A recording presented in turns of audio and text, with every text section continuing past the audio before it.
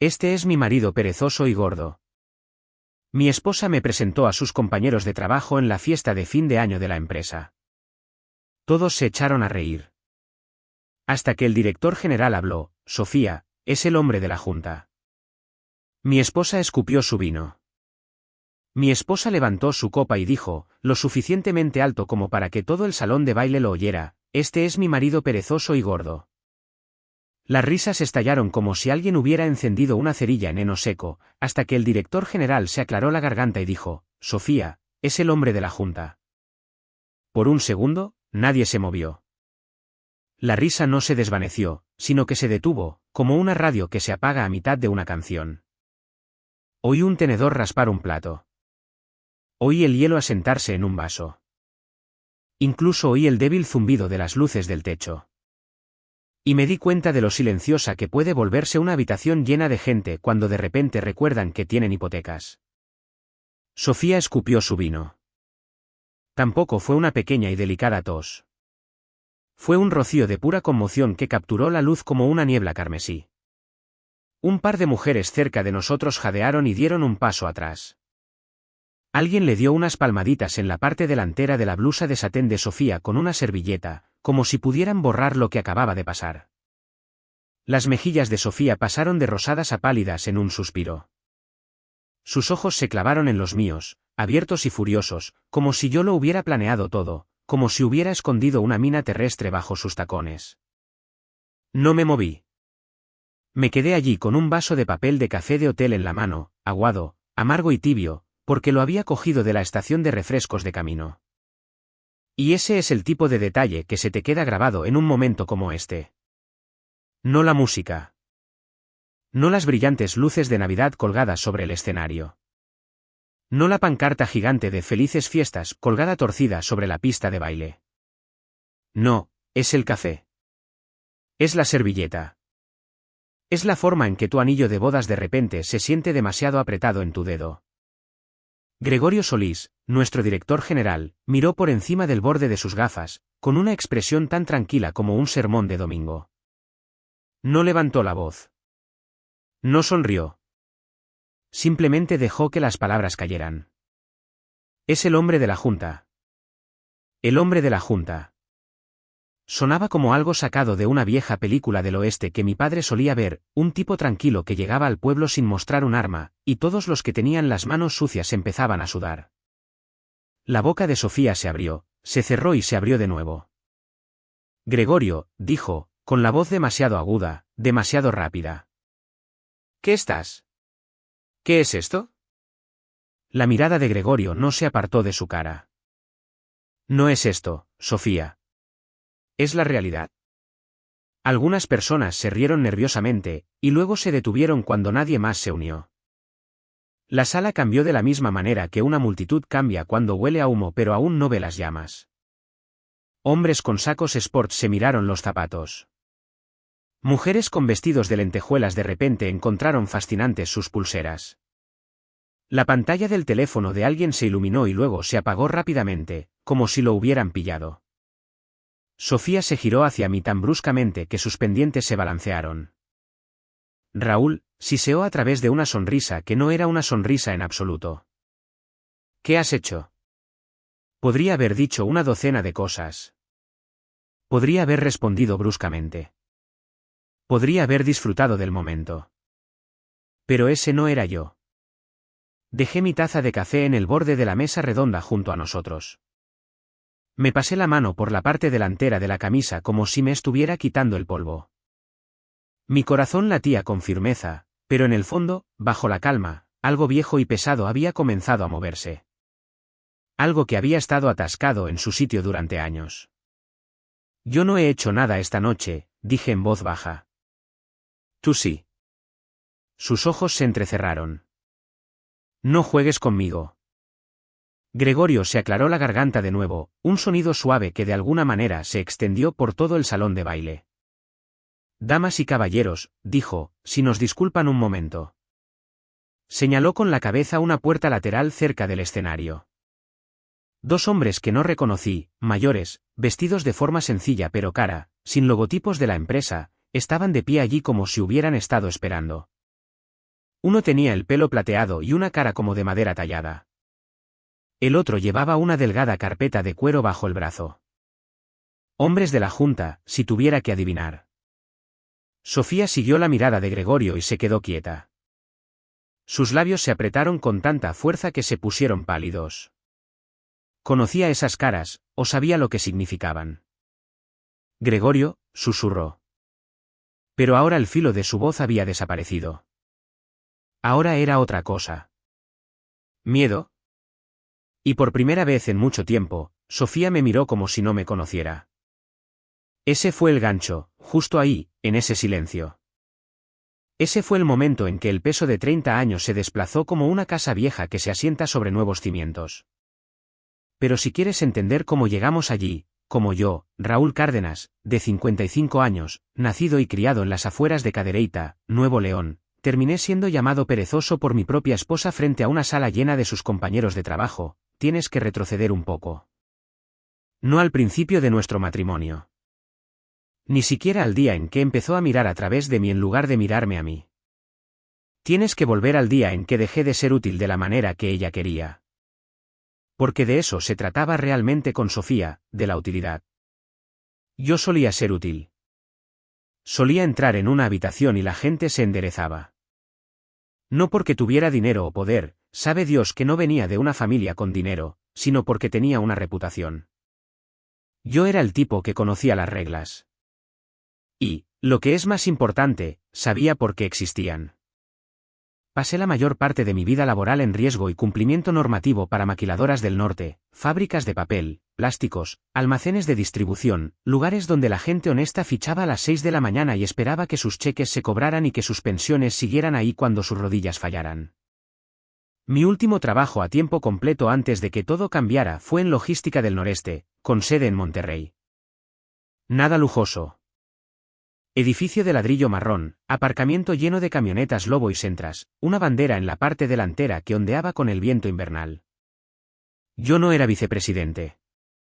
No era nadie que vieras en una revista. Era el hombre al que llamaban cuando algo olía mal. Un contrato con un proveedor que no cuadraba. Un gerente que intentaba ocultar un informe de incidentes. Una cuenta de gastos que de repente se hinchaba como una garrapata en un perro callejero. Yo no gritaba. No daba discursos. Simplemente hacía preguntas hasta que la verdad salía a la luz. Y lo escribía todo. Un viejo hábito. Mi padre trabajaba en la línea de montaje de aceros del norte. Solía decir, mijo, si no está escrito, no pasó. Se tocaba la sien como si ahí fuera donde se guardara lo de verdad. Pero siempre llevaba un cuaderno en el bolsillo de la camisa. De todos modos, a Sofía le encantaba eso de mí en los primeros años. Presumía ante sus amigas, cuando sus amigas todavía eran gente del pueblo y no solo elegantes compañeras de trabajo con un pelo perfecto, de lo fiable que era, de cómo manejaba las cosas, de cómo nada me alteraba. ¿Quieres saber qué es sexy? Le dijo una vez a su hermana, medio riendo en nuestra cocina mientras yo trinchaba un cabrito. Un hombre que sabe lo que hace. Lo dijo como si estuviera orgullosa.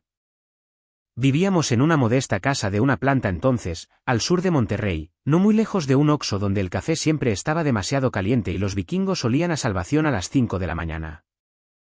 No éramos ricos, pero no nos faltaba de nada. Hacíamos la carne asada de los viernes en el Club de Leones de la avenida Lázaro Cárdenas. Ahorrábamos. Pagábamos nuestras facturas. Tomábamos unas buenas vacaciones al año. Nada lujoso. Normalmente a Mazatlán o a San Miguel de Allende. Sofía, sin embargo, fue ascendiendo. Tenía una ambición como nunca había visto. Empezó en cuentas por pagar, luego pasó a soporte de operaciones y después consiguió un puesto en relaciones con proveedores. Aprendió el lenguaje corporativo, sinergia, entregables, percepción. Dejó de decir la gente y empezó a decir las partes interesadas. Y yo la animé. Lo decía en serio. Me gustaba verla triunfar. Pero en algún momento del camino, su éxito se convirtió en lo único que importaba. Luego mi cuerpo me falló. No fue dramático. Ningún accidente de coche, ningún ataque al corazón en la entrada de casa, solo el lento desgaste de los años pasándome factura. Una lesión de espalda por levantar cajas en una sala de auditoría un invierno que andábamos cortos de personal. Una rodilla que empezó a hincharse como si tuviera vida propia. Un médico que miró mi historial y me dijo, sin rodeos, Raúl, si sigues haciendo jornadas de 12 horas y acarreando archivos como si tuvieras 25 años, vas a acabar sin poder hacer nada de nada. Esa fue la primera grieta.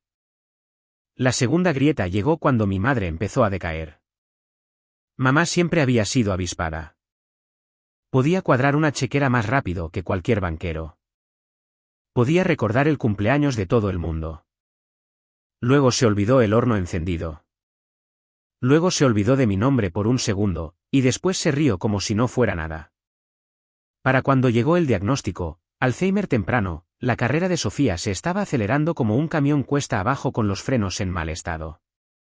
Y mi vida se estaba ralentizando como la melaza en enero.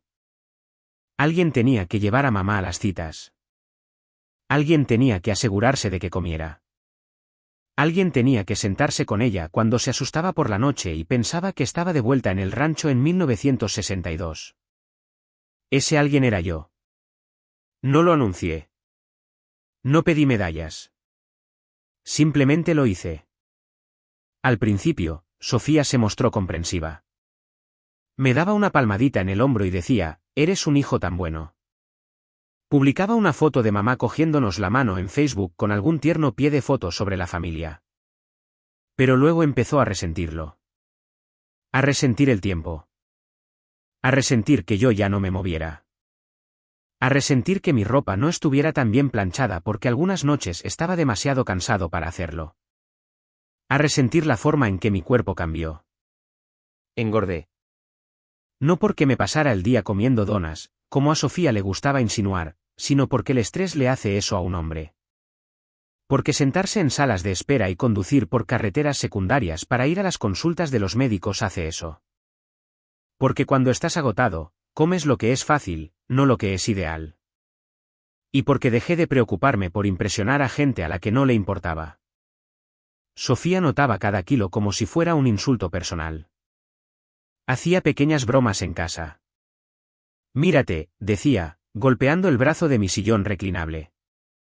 Tú y esta silla os estáis convirtiendo en uno. Yo me reía débilmente porque, ¿qué más puedes hacer cuando tu esposa está probando cuánto dolor eres capaz de tragar? Luego las bromas se volvieron más afiladas.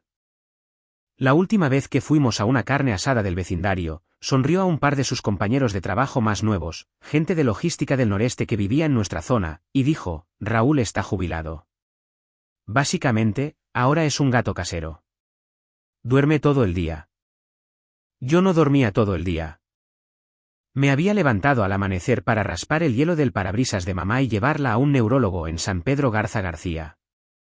Pero a Sofía le gustaba más la imagen que pintaba que la verdad. Y cuanto más la pintaba, más gente la creía. Eso es lo que pasa con las historias. Si las cuentas lo suficientemente alto, durante el tiempo suficiente, se vuelven reales para todos los que escuchan, incluso cuando son mentira. Empecé a guardar silencio. No porque estuviera vencido, sino porque estaba observando. No estoy orgulloso de todo lo que hice después de eso. No voy a sentarme aquí y decirte que fui un santo que nunca quiso vengarse. Soy un hombre. Me hirieron. Me humillaron. Quería justicia. Y hubo noches en las que quise algo más cruel que la justicia. Pero también tenía una línea que no estaba dispuesto a cruzar. Esa línea importaría más tarde. En aquel entonces, en los meses previos a la fiesta de fin de año, nuestra vida se había vuelto frágil, silenciosa de todas las maneras equivocadas. Sofía se quedaba hasta tarde en el trabajo. Cuando llegaba a casa, hablaba en ráfagas cortas sobre problemas y entregables y gente que no es capaz de organizarse. Trataba nuestra casa como una habitación de hotel en la que no quería estar atrapada. Pasaba mis días haciendo lo que siempre había hecho, solo que en un mundo más pequeño. Pasaba por el Oxxo a por un café y me quedaba allí un minuto, escuchando a los hombres mayores hablar sobre los precios del maíz, los nietos y los reemplazos de rodilla. Me detenía en Banorte para firmar algo para la cuenta de mamá y charlaba con la cajera, que siempre preguntaba cómo estaba ella. Bajaba al sótano y ordenaba cajas, viejos papeles de impuestos, viejos cuadernos, viejos archivos de mis días de trabajo. Sofía lo llamaba acumular. Yo lo llamaba estar preparado. Una tarde, tal vez 6 semanas antes de esa fiesta, estaba allí abajo con la caldera zumbando y el olor a polvo en la nariz, hojeando una carpeta maltrecha con la etiqueta Políticas de proveedores de logística del noreste. Sofía la había tirado años atrás, o eso creía. La había rescatado de la basura sin siquiera pensarlo. Un hábito. Recuerdo pasar el pulgar por las páginas, sentir el borde áspero donde alguien había arrancado una sección, y pensar, vaya, qué raro. Entonces oí los tacones de Sofía en el piso de arriba. Tac, tac, moviéndose por el suelo de la cocina. Estaba al teléfono, con la voz afilada. No me importa cómo lo hagas, espetó. Solo asegúrate de que no nos salpique. Me quedé helado, sosteniendo esa carpeta como si pesara 25 kilos. Y en ese momento, en el sótano de mi propia casa, me di cuenta de algo que no había querido admitir durante mucho tiempo. Mi esposa no era solo cruel. Estaba asustada. Y la gente asustada hace cosas estúpidas y feas. Fue entonces cuando la Junta se puso en contacto por primera vez. No con drama, no con misterio, sino con papeleo. Y cuando has vivido lo suficiente, aprendes que el verdadero poder en este mundo no está en gritar. Está en el papel. La palabra perezoso se me pegó después de esa noche como los abrojos a la tela vaquera. Sofía no se disculpó en el camino a casa. Ni siquiera gritó. Condujo con ambas manos apretadas en el volante, la mandíbula tensa, la radio apagada. Las luces de la ciudad se deslizaban por el parabrisas en largas franjas amarillas, y la calefacción traqueteaba como siempre lo hacía cuando la temperatura bajaba de 0. Cuando entramos en el camino de entrada, dijo, me has avergonzado. Casi me reí de eso. Casi.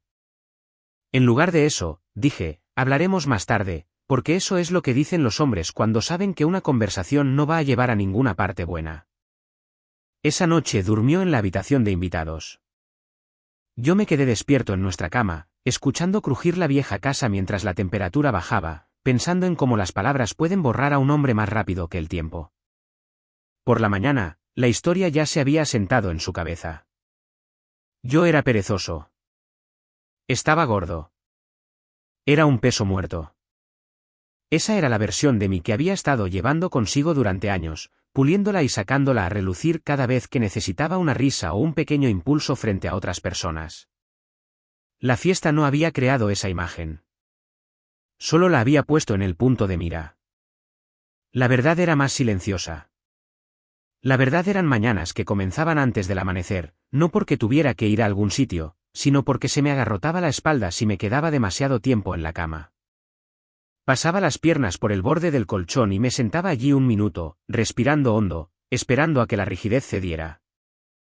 La verdad era estar de pie en la encimera de la cocina con una taza de café que no debería beber porque me sentaba mal al estómago, viendo cómo la escarcha se arrastraba por los bordes de la ventana. La verdad era el pastillero de mi madre extendido sobre la mesa como un pequeño calendario de plástico, cada día un recordatorio de que el tiempo no pide permiso. No dejé de trabajar porque quisiera.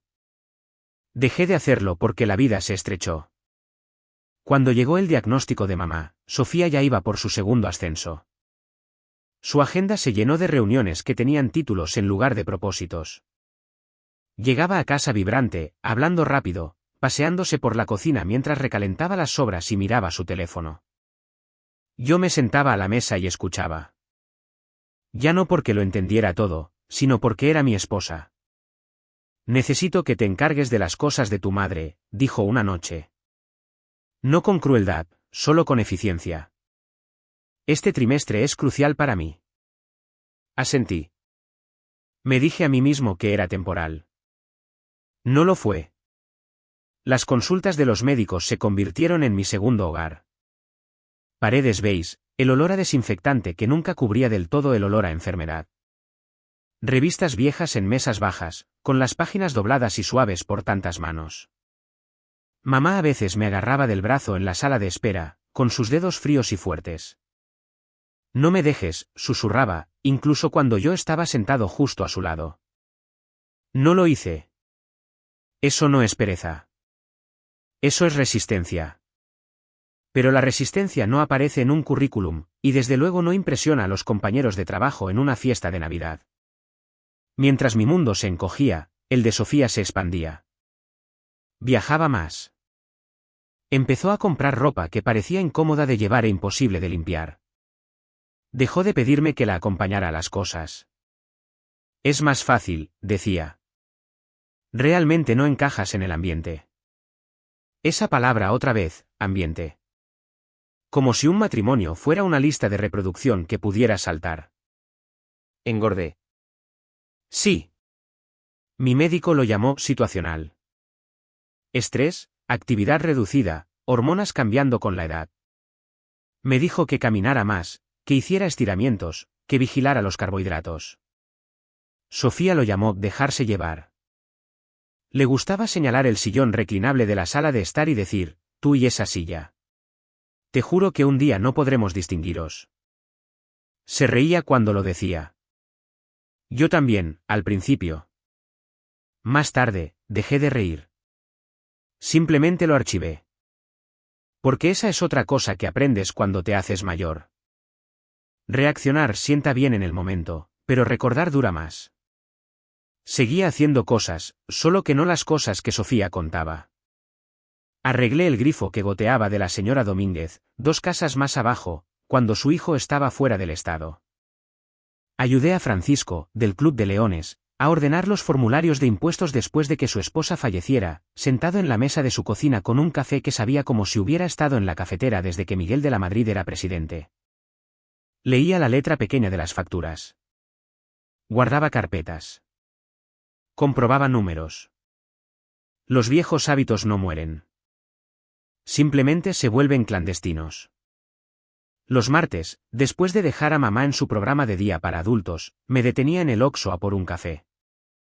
La misma cajera la mayoría de las mañanas. Sabía mi nombre. ¿Su madre está bien?, preguntaba, deslizando la taza por el mostrador. Está teniendo un buen día, decía yo, incluso cuando no era así. Esas mañanas me anclaban. El tintineo de las tazas, el siseo de la máquina de café, los silenciosos asentimientos de hombres de mi edad que no necesitaban preguntar qué carga llevabas. Sofía no veía nada de eso. Lo que veía era a mí en casa cuando ella se iba a trabajar, a mí en casa cuando volvía, a mí llevando la misma camisa de franela 2 días seguidos porque estaba lo suficientemente limpia y era cómoda. Empezó a llamarme jubilado como si fuera un insulto. Básicamente estás desconectado, dijo una vez, tocando la pantalla de su teléfono. Ya ni siquiera sabes lo que está pasando. Yo sabía más de lo que ella pensaba, porque cuando dejas de perseguir lo siguiente, empiezas a notar patrones. Como la forma en que las historias de Sofía sobre el trabajo dejaron de cuadrar. Como la forma en que hablaba de los proveedores, como los jugadores hablan de las mesas de la suerte. Como la forma en que tiraba los boletines y las impresiones de la empresa sobre la encimera de la cocina sin mirarlos, asumiendo que yo tampoco lo haría. Se equivocaba en eso. Una tarde, mientras ella estaba en el trabajo y mamá descansaba, recogí esos papeles y los llevé al sótano. La caldera se encendió con un gemido. El polvo flotaba en el aire, cálido y viciado. Me senté en el viejo banco de trabajo, el que había usado durante años, y extendí los papeles. Nada dramático, solo inconsistencias. Números que se redondeaban con demasiada precisión. Un lenguaje que cambiaba de un trimestre a otro. Me dije a mí mismo que estaba pensando demasiado. Me dije que estaba aburrido. Pero el aburrimiento no hace que se te acelere el pulso. Por aquel entonces, Sofía empezó a usar nuevas palabras para mí. Perezoso, acabado, peso muerto. Las decía en broma. Siempre en broma. Hasta la noche en que no lo hizo. Era un viernes, noche de enchiladas. Mamá se había acostado temprano, confundida y cansada. Sofía llegó tarde a casa, con los tacones resonando secamente contra el suelo. Me miró en el sofá, con los papeles cuidadosamente apilados en la mesa de centro, y dijo: ¿Qué demonios haces todo el día? La miré, prestando atención. Se rió. ¿A qué? A las repeticiones de las telenovelas. Esa risa sonó demasiado parecida a la de la fiesta. Ligera, despectiva, segura. No respondí. Recogí los papeles, cuadré los bordes y los volví a meter en su carpeta. Porque a veces lo más peligroso que puedes hacer es quedarte callado y mantener los ojos abiertos. Y a veces, el hombre que todos creen que es perezoso es el único que sigue haciendo el trabajo. La llamada llegó un martes por la mañana, de esas mañanas grises de Monterrey en las que el cielo está bajo y pesado, como si estuviera pensando en llover pero aún no se hubiera decidido. Estaba en la cocina enjuagando mi taza de café cuando mi teléfono vibró en la encimera. Número desconocido. Lada de Monterrey. Casi lo dejo saltar al buzón de voz. Casi. Raúl Cárdenas, dije. Hubo una breve pausa, del tipo que te dice que la persona al otro lado está midiendo sus palabras. Señor Cárdenas, dijo un hombre, con voz tranquila y ensayada, mi nombre es Tomás Herrera. Llamo en nombre de la Junta Directiva de Logística del Noreste. Cerré el grifo. La cocina de repente se sintió muy silenciosa. Sí. Dije. Nos gustaría hablar con usted, continuó. En privado. En persona, si es posible. Me apoyé en la encimera y me crucé de brazos. ¿Sobre qué? Otra pausa, esta vez más larga. Sobre algunas preocupaciones, dijo con cuidado. Preocupaciones que atañen a áreas con las que usted está familiarizado. Esa palabra otra vez, familiarizado. Miré por la ventana las ramas desnudas de nuestro patio trasero, las que yo mismo había podado años atrás. Ya no trabajo allí, dije. Lo sabemos, respondió Herrera. Esa es parte de la razón por la que llamamos. Acordamos reunirnos al día siguiente en un bufete de abogados a 2 manzanas del Palacio de Justicia de Nuevo León. Nada lujoso. Edificio de ladrillo, placa de latón junto a la puerta, el tipo de lugar que huele ligeramente a papel viejo y a cera de limón. No se lo dije a Sofía. Esa omisión se asentó en mi pecho como una piedra toda la tarde. Pero hay momentos en un matrimonio, especialmente en uno cansado, en los que sabes que la verdad no será recibida con curiosidad. Será recibida con sospecha o ridículo, o peor. Así que me lo guardé para mí. A la mañana siguiente, dejé a mamá en su programa y conduje hasta el centro. El Palacio de Justicia se cernía sobre la calle, sólido, como si hubiera visto todo tipo de error que una persona pudiera cometer y siguiera en pie. El bufete de abogados estaba en silencio, demasiado en silencio. Una joven en la recepción sonrió educadamente y me llevó a una pequeña sala de conferencias. 2 hombres se levantaron cuando entré. Uno era Tomás Herrera, de unos 60 años, gafas de montura metálica, pelo peinado hacia atrás. El otro era mayor, quizás de unos 70, con un rostro que parecía tallado en lugar de envejecido. Se presentó como Leonardo Ponce. Agradecemos que hayas venido, Raúl, dijo Ponce, extendiendo una mano. Su apretón fue firme pero no ostentoso. Serví en la Junta de Logística del Noreste durante 12 años. Recientemente jubilado, todavía involucrado. Me senté frente a ellos. La mesa estaba marcada por años de uso, y me encontré trazando uno de los arañazos con la yema del dedo mientras hablaban. No perdieron el tiempo. Había habido irregularidades. No del tipo que se puede señalar con un solo correo electrónico o recibo, sino patrones. Quejas resueltas discretamente, casos de recursos humanos cerrados sin explicación, relaciones con proveedores que seguían resurgiendo bajo diferentes nombres. El equipo ejecutivo nos asegura que no es nada, dijo Herrera. Pero las garantías no son pruebas, y no confiamos en lo que no podemos ver, añadió Ponce. Deslizaron una delgada carpeta sobre la mesa hacia mí. Sin logotipos, sin drama. Dentro había copias de informes, saneados, resumidos, pero lo suficientemente familiares como para que se me encogiera el estómago mientras los hojeaba. Reconocí el lenguaje, la cadencia, la forma en que los problemas se suavizaban hasta casi desaparecer. ¿Por qué yo? Pregunté. Herrera cruzó las manos. Porque usted entiende el cumplimiento normativo como se entendía antes. No como un arma, no como un teatro. Como una protección. Ponce asintió. Y porque ya no formas parte del círculo de nadie. Eso dolió más de lo que probablemente pretendían. Me eché hacia atrás y lo consideré. Pensé en la risa de Sofía. Pensé en la carpeta de mi sótano. Pensé en la mano temblorosa de mamá en la sala de espera. ¿Qué me están pidiendo? Dije. Ponce se inclinó hacia adelante. Nos gustaría que actuaras como asesor confidencial de la Junta. Que revises discretamente los materiales, identifiques los riesgos, nos digas dónde buscar. ¿Y si encuentro algo? Pregunté. Entonces actuamos, dijo Herrera. Siguiendo las reglas. Me quedé mirando la superficie de la mesa. Mi yo de antes habría aprovechado la oportunidad.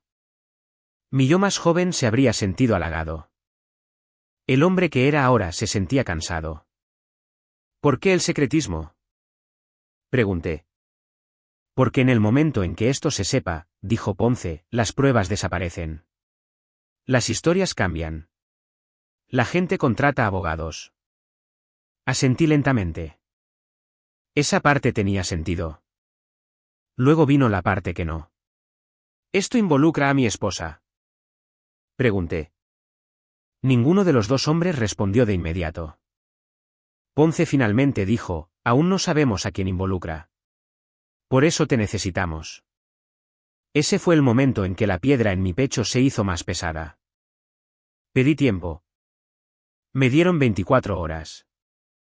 Conduje a casa en silencio, pasando de nuevo por el Palacio de Justicia, pensando en todas las veces que había creído que hacer lo correcto era simple. Esa noche, Sofía habló del trabajo durante la cena como si nada estuviera mal. Se quejó de la gente que no podía seguir el ritmo, del peso muerto que arrastraba a su equipo. Observé el movimiento de su boca. Observé la confianza en su postura. Observé la forma en que ya no me veía. Después de que se fuera a la cama, me senté solo en la mesa de la cocina con un bloc de notas y escribí 2 palabras en la parte superior: coste. Riesgo. Las enumeré. Coste, mi matrimonio, mi paz, mi salud.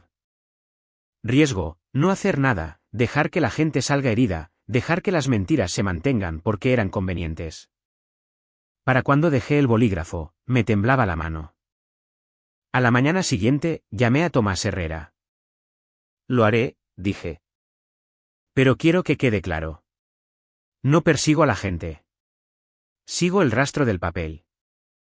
Eso es exactamente lo que queremos, respondió. Firmé el acuerdo esa tarde.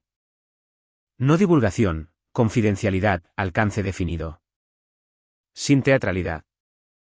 Solo trabajo. Así fue como me convertí en lo que Gregorio Solís más tarde llamaría el hombre de la Junta.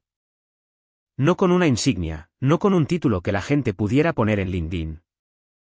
Con una pila de documentos, un mandato discreto y una línea que me prometí no cruzar. No sabía entonces cuán cerca cortaría ese trabajo o cuánto me costaría antes de que todo terminara. Empecé por donde siempre lo había hecho, con el papel. No las cosas llamativas que la gente imagina. Ni grabaciones secretas, ni confrontaciones dramáticas.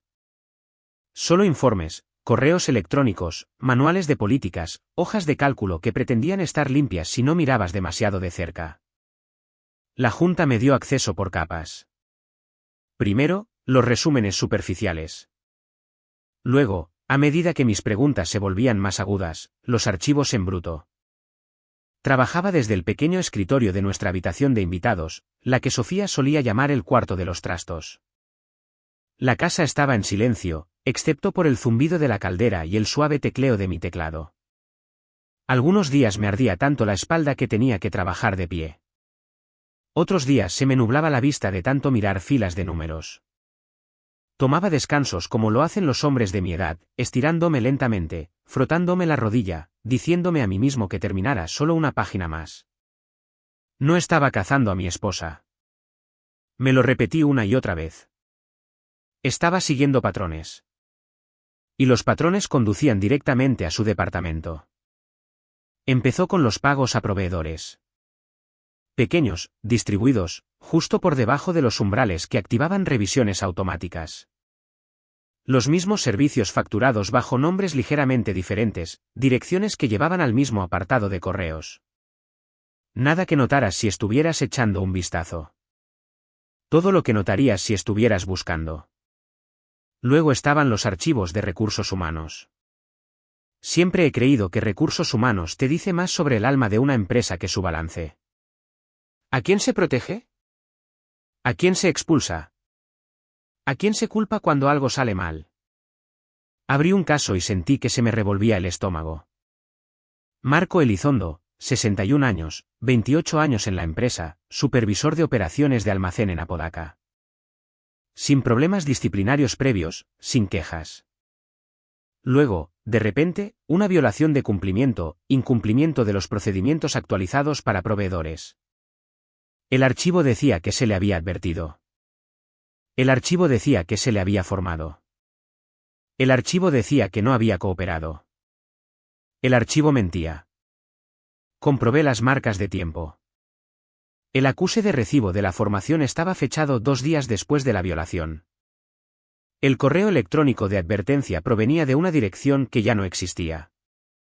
Alguien había reconstruido la historia. Marco Elizondo había sido despedido. Me recliné en mi silla y cerré los ojos. Podía imaginármelo sin haberlo conocido, de mi misma edad. Probablemente planeando su jubilación hasta el último mes. Probablemente pensaba que estaba a salvo. Investigué más a fondo.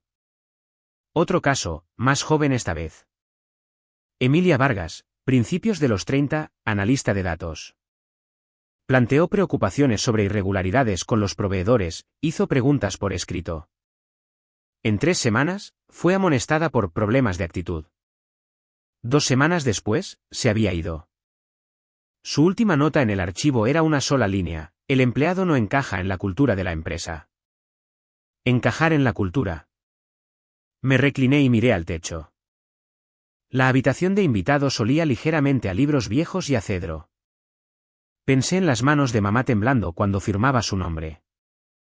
En Francisco en el Club de Leones preguntándome si había rellenado bien un formulario. Esto no eran números. Eran personas. Ese fue el momento en que dejó de ser abstracto. Solicité una reunión con el asesor legal externo de la Junta. Nos sentamos en una pequeña sala de conferencias con un altavoz en medio de la mesa, del tipo que hace que cada tos suene como un trueno. Esto no es una gestión descuidada, dije. Está dirigido. Alguien está manipulando los resultados. ¿Quién? Preguntó una voz a través del altavoz. Aún no puedo decirlo, respondí. Pero el punto de presión son las relaciones con los proveedores y la supervisión del cumplimiento normativo. Lo que significaba Sofía. No le dije esa parte a la Junta. Todavía no. Me dije a mí mismo que necesitaba certeza, una prueba que no se basara en suposiciones o en la ira. En casa, el comportamiento de Sofía cambió. Se volvió más aguda, más inquieta. Revisaba su teléfono constantemente. Su risa adquirió un tono frágil. Una noche, mientras se preparaba para dormir, dijo: la gente está siendo estúpida en el trabajo. Levanté la vista del periódico. Eso es nuevo. Me lanzó una mirada. Hablo en serio, Raúl. Hay ruido, y no me gusta. Doblé el periódico con cuidado. ¿Ruido? ¿Cómo? Dudó. Solo una fracción de segundo. Luego lo descartó con un gesto. No importa. No lo entenderías. Sentí que algo viejo y triste se asentaba en mi pecho. Unas noches después, nos sentamos a la mesa de la cocina comiendo enchiladas. Mamá dormía. La casa estaba en silencio, excepto por el tic-tac del reloj sobre el fregadero. Sofía miraba su teléfono entre bocado y bocado. Respiré hondo. Sofía, dije. No levantó la vista. ¿Qué?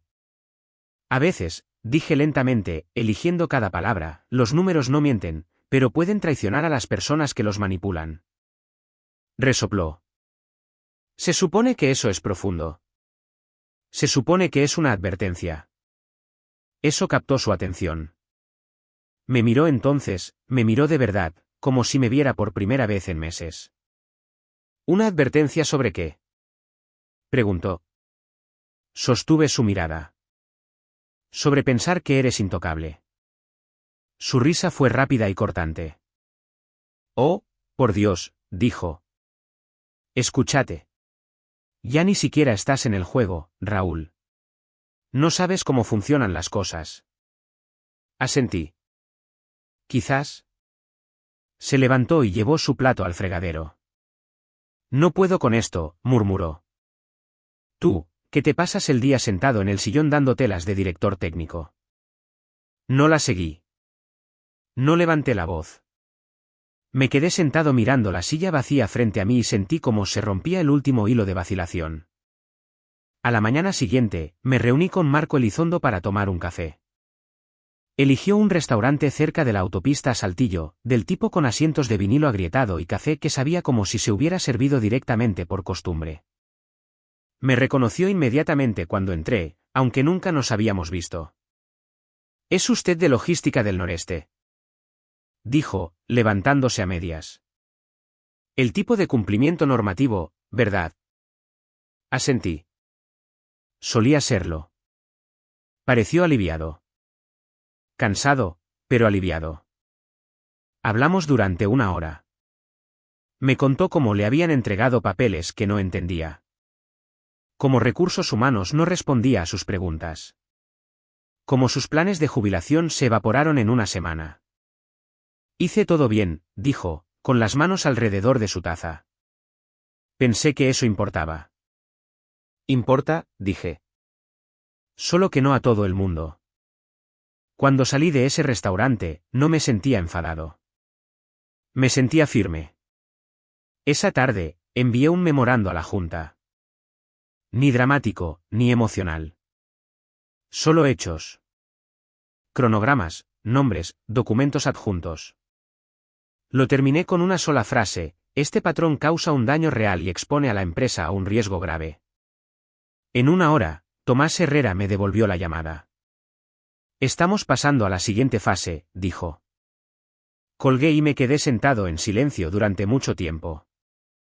Arriba, podía oír a Sofía en una conferencia telefónica, con su voz brillante y segura. Abajo, en el sótano, esperaban mis viejas cajas. Y en algún punto intermedio, entendí algo que no había entendido antes. No estaba acabando con la carrera de mi esposa. Ella misma lo había hecho.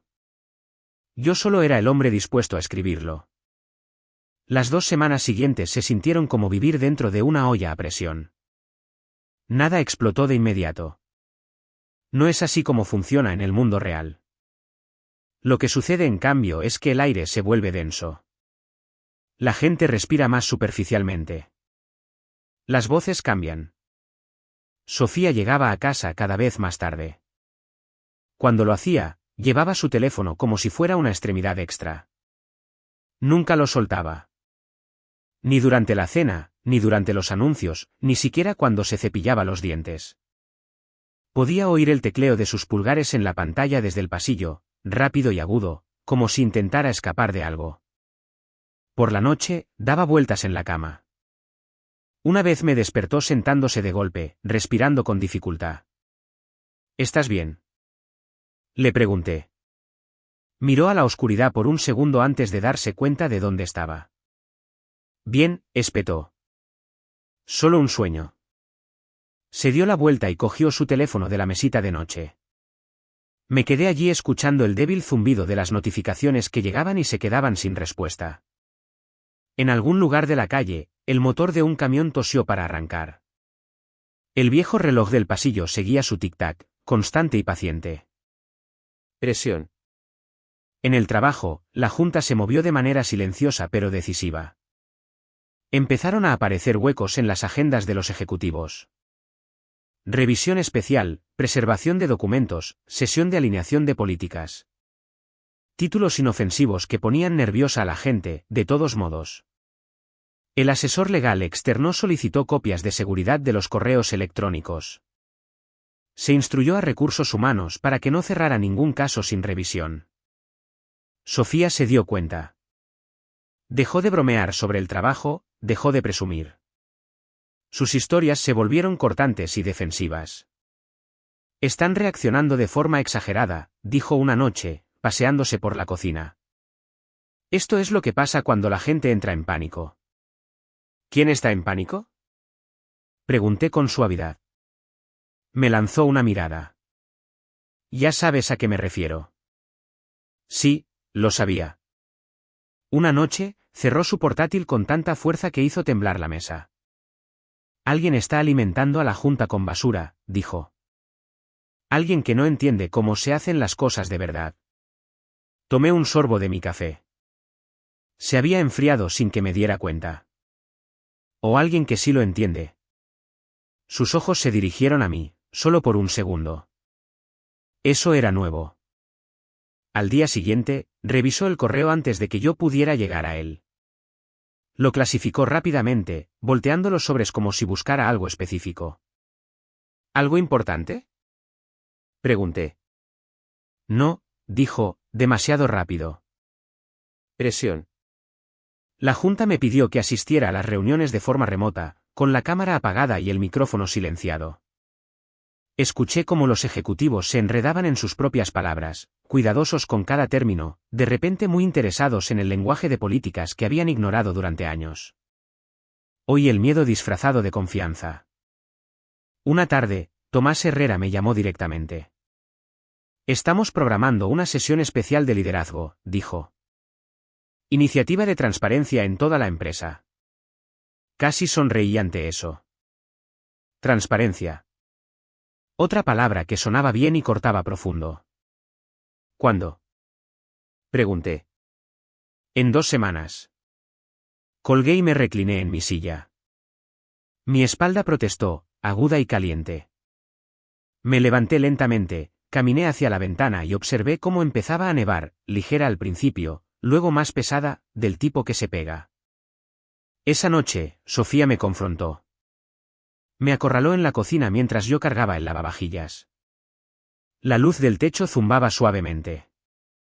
Has estado actuando de forma extraña, dijo. Mantuve la vista en los platos. Ah, sí. Siempre estás en casa, dijo. Siempre escuchando. Cerré el lavavajillas y me giré para mirarla. Siempre he estado en casa. Se cruzó de brazos. ¿Sabes a qué me refiero? Estudié su rostro. Las líneas en las comisuras de su boca eran más profundas de lo que recordaba. Su confianza parecía cansada.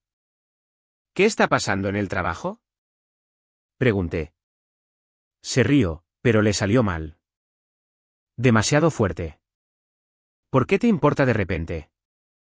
Siempre me ha importado. Sacudió la cabeza.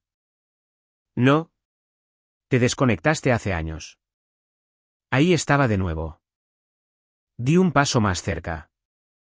No amenazante, solo firme. Sofía, dije en voz baja, a veces, cuando echas a la gente de la habitación, no se van. Se quedan en el pasillo y escuchan. Apretó la mandíbula. ¿Me estás amenazando? No, dije. Te estoy diciendo cómo funcionan las paredes. Me miró fijamente durante un largo momento, escudriñando mi rostro como si pudiera encontrar una grieta. Cuando no la encontró, se dio la vuelta. Eres imposible, murmuró. Presión. En el Club de Leones ese viernes, Francisco me preguntó si estaba bien. Pareces cansado, dijo, deslizándome una cerveza. Lo estoy, admití. ¿Cosas de la vida? Preguntó amablemente. Asentí. No insistió. Esa es otra cosa que los hombres de nuestra edad entienden. A veces, el silencio es apoyo. La noche antes de la sesión de liderazgo, Sofía apenas durmió. Paseaba por el dormitorio, teléfono en mano, susurrando en él como si los secretos aún pudieran salvarla. Alrededor de las 3 de la mañana, se detuvo y me miró. No sabes de lo que son capaces, dijo. La miré a los ojos. Sí, lo sé. Se estremeció. A la mañana siguiente, se fue temprano sin despedirse. Me senté solo en la mesa de la cocina, escuchando el viento raspar contra el revestimiento de la casa, y sentí que la presión alcanzaba su punto máximo. La olla no gritó. Esperó. La sesión de liderazgo estaba programada para las 10 de la mañana de un jueves. Había nevado durante la noche, una nieve limpia y pesada, del tipo que amortigua el sonido y hace que todo parezca expuesto al mismo tiempo. Conduje hasta el centro temprano, aparqué a una manzana del edificio y caminé el resto del camino con las manos en los bolsillos del abrigo, con el aliento empañándose frente a mí. La sala de conferencias principal de logística del noreste estaba en el segundo piso, una sala amplia con un escenario bajo, filas de sillas y una pared de ventanas que daban al río Santa Catarina. Me había sentado en esa sala docenas de veces a lo largo de los años. Sesiones de formación, reuniones de seguridad, actualizaciones trimestrales donde nunca parecía pasar nada importante. Hoy era diferente. La sala se llenó lentamente. Los ejecutivos se agrupaban, hablando en susurros. Los representantes de recursos humanos se sentaban rígidamente, con blocs de notas en sus rodillas. Algunos gerentes miraban a su alrededor como si intentaran localizar una salida. Sofía entró la última. Llevaba un traje gris entallado y tacones que resonaban secamente contra el suelo. Su pelo estaba perfecto. Su sonrisa era ensayada. Tomó asiento cerca del frente y cruzó las piernas, con el teléfono boca abajo en su regazo. No me miró. Yo tomé asiento 2 filas más atrás, a un lado. Sin focos, sin presentación. Solo un hombre más en una sala llena de gente que de repente se dio cuenta de lo pequeña que era. A las 10 en punto, Gregorio Solís subió al podio. Gracias por estar aquí, dijo. Su voz era firme, pero sus ojos se dirigieron brevemente hacia el fondo de la sala, hacia los 2 hombres que estaban de pie cerca de la pared. Asesores legales externos. Representantes de la Junta. Silenciosos, vigilantes. Esta sesión trata sobre la alineación, continuó Gregorio. Sobre asegurarnos de que nuestras prácticas coincidan con nuestros valores. Había oído versiones de esa frase 100 veces. Hoy, sonaba diferente. Habló durante 5 minutos. Nada controvertido, nada nuevo. Luego, asintió hacia un lado del escenario. Me gustaría presentar a alguien que ha estado trabajando con la Junta, dijo, para ayudarnos a revisar ciertos procesos internos. La sala se agitó. Las sillas crujieron. Alguien se aclaró la garganta. Gregorio me miró directamente. Raúl, dijo, ¿podrías subir?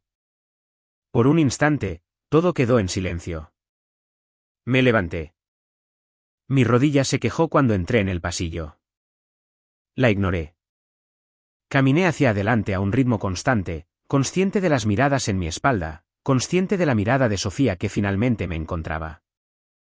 No la miré. Subí los escalones y ocupé mi lugar en el podio. La madera era suave bajo mis palmas, desgastada por años de manos que la habían agarrado en momentos mucho menos honestos. No ajusté el micrófono. No me aclaré la garganta. No estoy aquí para avergonzar a nadie, dije, mi voz se proyectó sin esfuerzo. Estoy aquí para hablar de lo que sucede cuando las reglas se convierten en herramientas en lugar de salvaguardas. Algunas cabezas asintieron. Otras se quedaron quietas.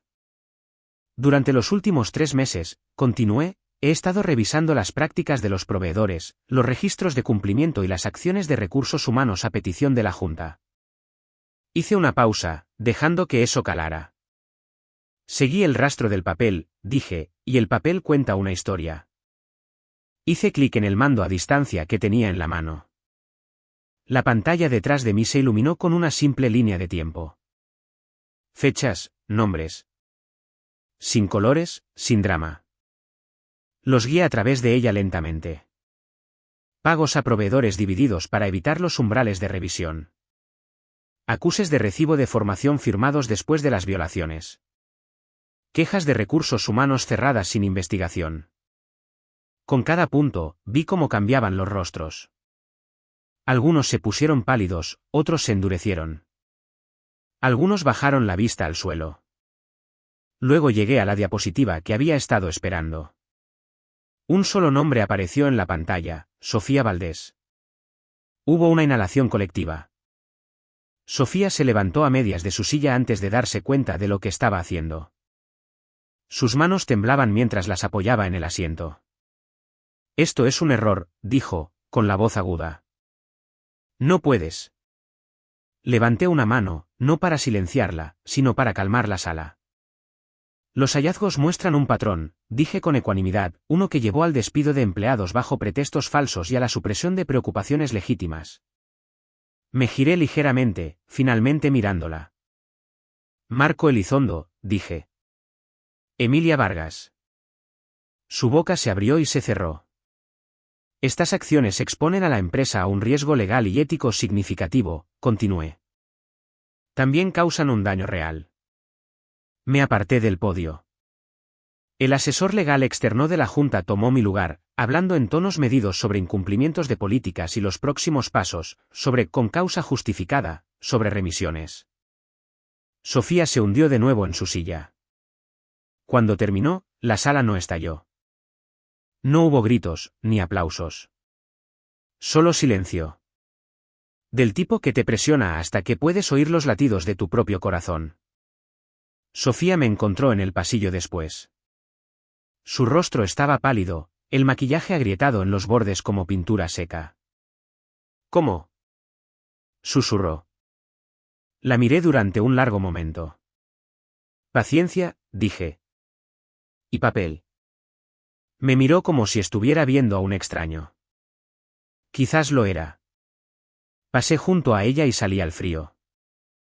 La nieve seguía cayendo cuando salí, lenta y constante, del tipo que hace que toda la ciudad se sienta más silenciosa de lo que realmente es. Me quedé allí un momento en la acera, dejando que el aire frío llenara mis pulmones. Mis manos temblaban, no de miedo, ni siquiera de adrenalina, sino por la liberación. Como una cuerda que finalmente se afloja después de haber estado demasiado tensa durante demasiado tiempo. Detrás de mí, el edificio bullía de actividad, teléfonos sonando, puertas cerrándose, carreras recalculándose en tiempo real. No miré atrás. Sofía no volvió a casa esa noche. Envió un mensaje de texto una vez: tenemos que hablar. Y me quedé mirando la pantalla durante mucho tiempo antes de dejar el teléfono boca abajo sobre la mesa. Había mil cosas que podría haber dicho.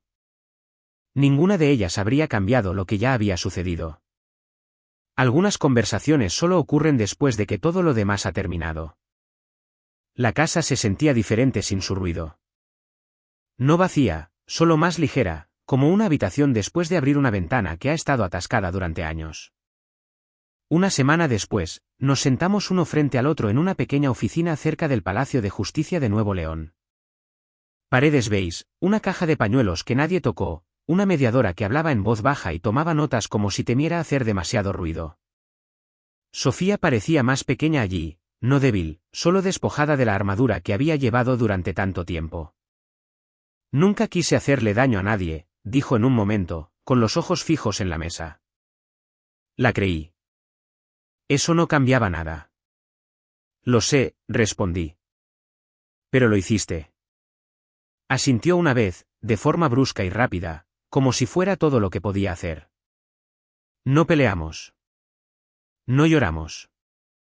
Dividimos las cosas como lo hacen las parejas mayores cuando los gritos ya se han agotado. Cuentas, muebles, papeleo. Papel, de nuevo. Mamá falleció esa primavera. Se fue en silencio, sosteniendo mi mano, lúcida el tiempo suficiente para sonreír y decir mi nombre.